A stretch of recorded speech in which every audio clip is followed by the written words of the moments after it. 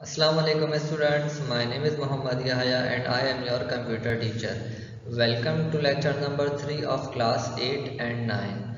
So today we will discuss another topic of our chapter Introduction to Computer. The topic is generations of computers.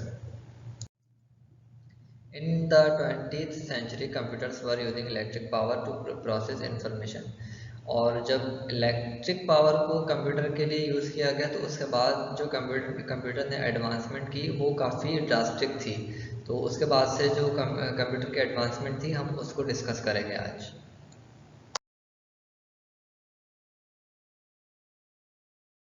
So this is generation table. हमारे पास कितनी generation हैं? First, second, third, fourth, fifth, 5 generation हैं। तो हम इन 5 generation में computer से related मुख्तलिफ aspects को देखेंगे कि उनके इंटरनल कंपोनेंट्स क्या थे, कंप्यूटर के साइज़ क्या थे, storage devices, language, memory, invention, इन सब चीज़ों को हम डिस्कस करेंगे। तो बात करते हैं फर्स्ट जनरेशन की। फर्स्ट जनरेशन में जो कंप्यूटर के लिए टेक्नोलॉजी यूज़ की गई वो थी vacuum tube. Vacuum tube electrical component थी वो, लेकिन उनका साइज़ काफ़ी बड़ा था। साइज़ बड़ा था और वो काफ़ी हीट जनरेट करती थी। और उसके अलावा फिर उनको कूल करने के लिए भी कोई कोई मैकेनिज़्म यूज़ किया जाता। तो इसकी वजह से जो कंप्यूटर का साइज़ है वो काफ़ी बड़ा हो जाता था। जिस तरह आज हम देखते हैं मेन फ्रेम कंप्यूटर, तो वैक्यूम ट्यूब का से जो कंप्यूटर बनाए जाते थे उनका साइज़ भी मेन फ्रेम कंप्यूटर जैसा था। इसके अलावा जो इन्वेंशंस थी इस जनरेशन की, उनमें शामिल है ENIAC, ADVAC और यूनिवैक। तो बेसिकली ये कंप्यूटर के जो नाम थे उनकी शॉर्ट फॉर्म्स हैं, उनके एक्रोनिम हैं। तो जो कंप्यूटर यूज़ किए गए उनका साइज़ काफ़ी बड़ा था और जो उनको मेंटेनेंस जो उनकी थी वो काफ़ी ज़्यादा थी, उनको काफ़ी मेंटेन रखना पड़ रहा था। और लेकिन जो ड्रॉबैक था वो ये था कि स्पीड भी स्लो थी।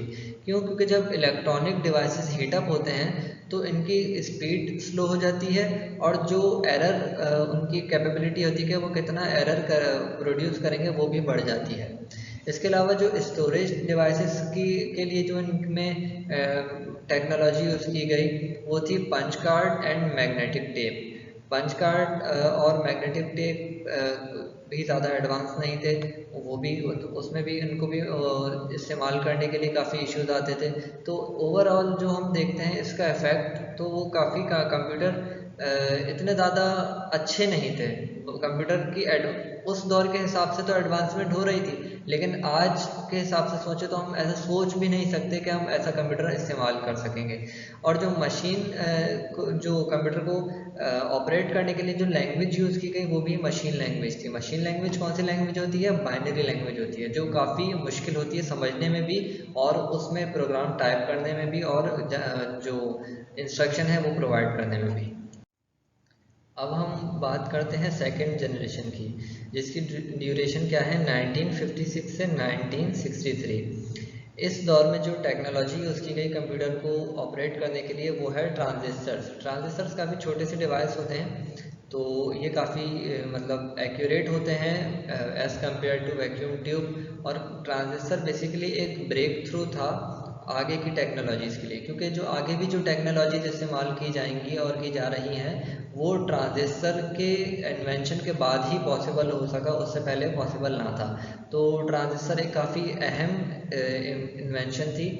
तो इस दौर में जो कंप्यूटर का साइज़ होता था वो मिनी कंप्यूटर्स जैसा हो गया। जिस तरह आज हम देखते हैं जिस तरह डेस्कटॉप कंप्यूटर्स होते हैं थोड़े बड़े साइज़ वाले, क्योंकि आज तो काफ़ी ज़्यादा ही कॉम्पैक्ट हो गए हैं। तो आज से 10 साल पहले के अगर हम कंप्यूटर देखें तो उसके साइज़ थोड़े बड़े होते थे।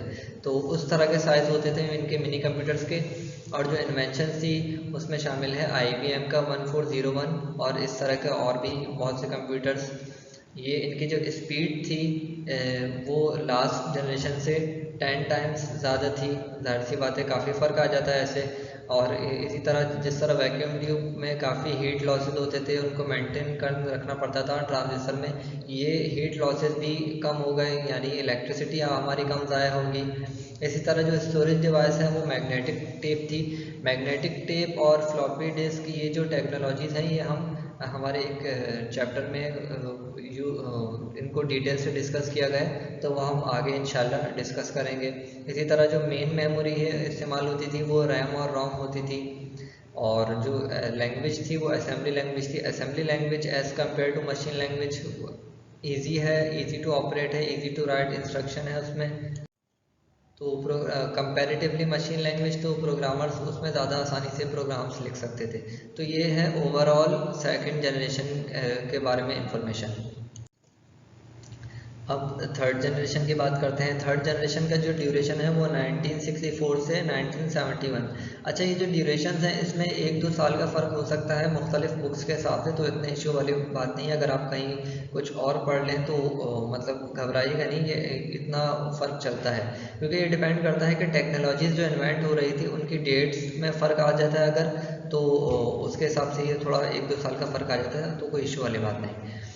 तो जो इंटरनल कंपोनेंट जो यूज़ किए गए इसमें वो थे इंटीग्रेटेड सर्किट। इंटीग्रेटेड सर्किट क्या होते हैं? आईसीज होती हैं ये, जो ट्रांजिस्टर से मिलकर बनी होती हैं। बेसिकली इसके अंदर मुख्तलिफ ट्रांजिस्टर्स को कंबाइन कर दिया जाता था और काफ़ी छोटा साइज़ होता था इनका। तो आईसीज की वजह से कंप्यूटर का साइज़ भी छोटा हो गया, तो ये कंप्यूटर भी फिर माइक्रो कंप्यूटर्स कहलाए। और जो इसमें इन्वेंशन थी उसमें एक शामिल है IBM 360, और भी इन्वेंशन थी लेकिन ये प्रोमिनेंट थी। अब और जो इनका साइज़ है, स्पीड ऑफ कंप्यूटर, जो स्पीड है, स्पीड ऑफ कंप्यूटर्स उसमें 100 times faster than second generation, यानी काफ़ी सिग्निफिकेंट फ़र्क है ये, कि बहुत ज़्यादा इनकी स्पीड बढ़ गई थी। और जो स्टोरेज डिवाइसेज हैं उसमें मैग्नेटिक डिस्क और फ्लॉपी डिस्क हो सकता है आप में से शायद किसी ने देखी हो, तकरीबन सदी, एक दिहाई पहले, यानी एक डेकेड पहले, 10 साल पहले।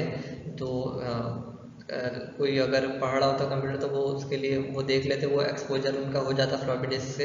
लेकिन आज बिल्कुल ये ऑब्सोलीट हो गई हैं, बिल्कुल इस्तेमाल में नहीं आती। और जो मेन मेमोरी यूज़ की गई वो थी D RAM, that is dynamic RAM, और S RAM, that is static RAM. तो ये हमारी मेन मेमोरी इस्तेमाल हुई। और जो प्रोग्रामिंग लैंग्वेज जो थी और जो इसको इंस्ट्रक्शन देने के लिए लैंग्वेज इस्तेमाल होती है वो हाई लेवल लैंग्वेज, यानी हाई लेवल लैंग्वेज वो लैंग्वेजेस होती हैं जो प्रोग्रामर्स के लिए ईजी टू राइट होती हैं और ईजी टू अंडरस्टैंड होती हैं। अब बात करते हैं फोर्थ जनरेशन की। फोर्थ जनरेशन का जो ड्यूरेशन है वो 1971 से प्रेजेंट है, आज तक का जो दौर है या कुछ साल पहले तक का दौर, ये हम कहते हैं फोर्थ जनरेशन का दौर है। इसमें क्या है, जो इंटरनल कंपोनेंट्स यूज़ होते हैं, माइक्रो प्रोसेसर एक चिप होती है, थोड़ी मतलब तकरीबन 1.5 इंच की, 1.5 बाय 1.5 इंचज़ की, और या उससे भी छोटा या उससे थोड़ा बड़ा।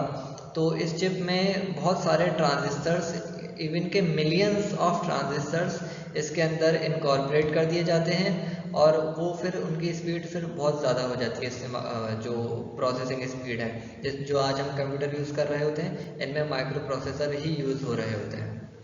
और जो फिर साइज़ ऑफ कंप्यूटर है उसमें देखें, फिर इतना छोटा हो गया है कि वो लैपटॉप तक हम देख रहे होते हैं, उसमें माइक्रो प्रोसेसर यूज़ हो रहा था और काफ़ी अच्छी तरीके से परफॉर्म कर रहा होता है, काफ़ी ज़्यादा स्पीड होती है, और साइज़ भी काफ़ी ज़्यादा छोटा हो गया। तो इन्वेंशन जो इस जो दौर है उसमें शामिल है मैकिन्टॉश, इसी तरह बहुत सारे और भी इन्वेंशंस हैं, तो जो काफ़ी सिग्निफिकेंट भी हैं और कुछ इनसिग्निफिकेंट भी हैं। तो स्पीड ऑफ कंप्यूटर की बात करते हैं तो 10 times faster than third generation, यानी जो पिछली जनरेशन गुजरी उससे 10 गुना ज़्यादा स्पीड बढ़ गई। और आज हम देखते हैं कंप्यूटर कितनी फास्ट प्रोसेस कर रहा होता है और इतनी फास्ट हमारे टास्क परफॉर्म कर रहा होता है। इस स्टोरेज डिवाइसेस में हम देखते हैं कि USB भी हम यूज़ कर रहे होते हैं, और CDs भी यूज़ कर रहे होते हैं, और डिस्क ड्राइव भी होती है, सब ये हमारे स्टोरेज डिवाइसेस में आती हैं। मेन मेमोरी में देखें तो EPROM और SIMM ये हमारे पास इस्तेमाल हो रही होती हैं। तो EPROM होती है इलेक्ट्रिकली रेजेबल प्रोग्रामिंग, तो ये इलेक्ट्रिकली प्रोग्रामेबल रोम होती हैं, और सेम हमारे पास रैम की दूसरी टाइप होती हैं। तो हमारे पास ये मुख्तलिफ देख रहे हैं कि आप जो टेक्नोलॉजी है वो एडवांसमेंट करती जा रही है, और जो इसमें प्रोग्रामिंग लैंग्वेजेस यूज़ की जाती हैं कि जिनसे कंप्यूटर को इंस्ट्रक्शन दिए जाएं, वो काफ़ी ज़्यादा उसमें ईजीनेस आ गई है। हाई लेवल लैंग्वेज होती है लेकिन वो और भी ज़्यादा आसान हो गई है समझने के लिए और कोड राइट करने के लिए। तो ये है फोर्थ जनरेशन का ओवरऑल व्यू।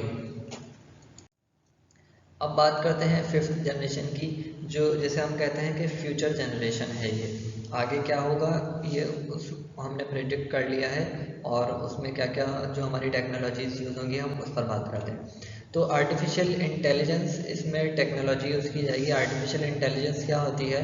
आर्टिफिशियल इंटेलिजेंस ये होती है कि बेसिकली हम मशीन को एक आर्टिफिशियल ब्रेन प्रोवाइड कर देते हैं। जिस तरह इंसानों के पास दिमाग होता है, उनमें सोचने की, समझने की सलाहियत होती है, उनमें खुद से फैसले लेने की सलाहियत होती है। इस तरह कंप्यूटर का मामला नहीं है, लेकिन हम कंप्यूटर को एक आर्टिफिशियल ब्रेन प्रोवाइड करके प्रोग्राम्स के ज़रिए से हम कंप्यूटर को भी ऐसा बना रहे हैं कि उसमें भी जो अपने तरफ से फैसले करने हों ये सलाहियत आ जाए, और कंप्यूटर भी खुद से चीज़ें सीखने लग जाए बजाय उसको सिखाने के। यानी मैं बगैर सिखाए मेरे कंप्यूटर खुद से सीखने लग जाए। तो इस दौर के जो कंप्यूटर्स, जिस तरह हम देख रहे हैं कि फर्स्ट जनरेशन से फोर्थ तक कंप्यूटर का साइज़ कितना छोटा होता आ गया है, इसी तरह मज़ीद कंप्यूटर का साइज़ छोटा हो रहा है और मज़ीद छोटा होगा। तो ये हमारे कंप्यूटर का साइज़ होगा, टाइनी कंप्यूटर्स होंगे काफ़ी।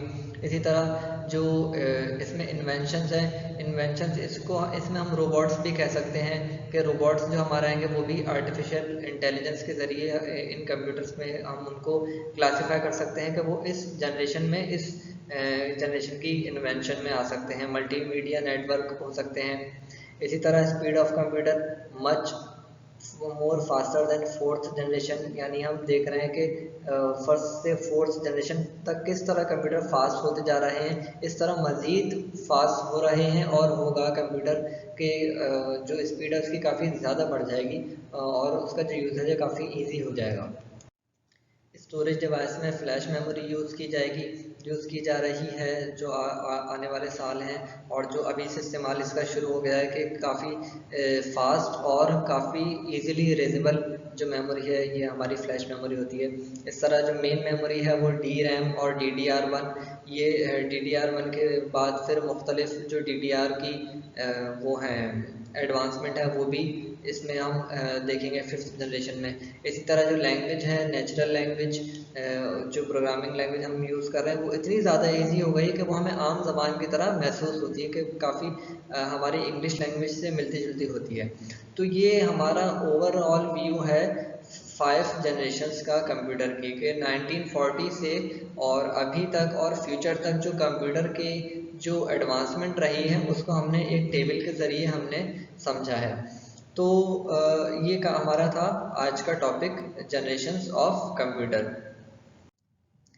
तो स्टूडेंट्स आपका होमवर्क ये है कि जो हमने जनरेशन टेबल पढ़ा है आपने इसको अपनी नोटबुक में आपको ड्रॉ करना है, और जो आपकी बुक है, बुक का पेज नंबर 11 उस पर आज जनरेशन्स ऑफ कंप्यूटर का टॉपिक है।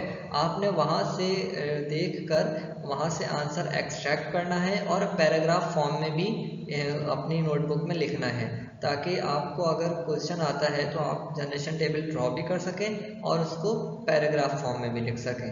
तो ये था हमारा आज का टॉपिक। इंशाल्लाह हम नेक्स्ट लेक्चर में नेक्स्ट टॉपिक डिस्कस करेंगे।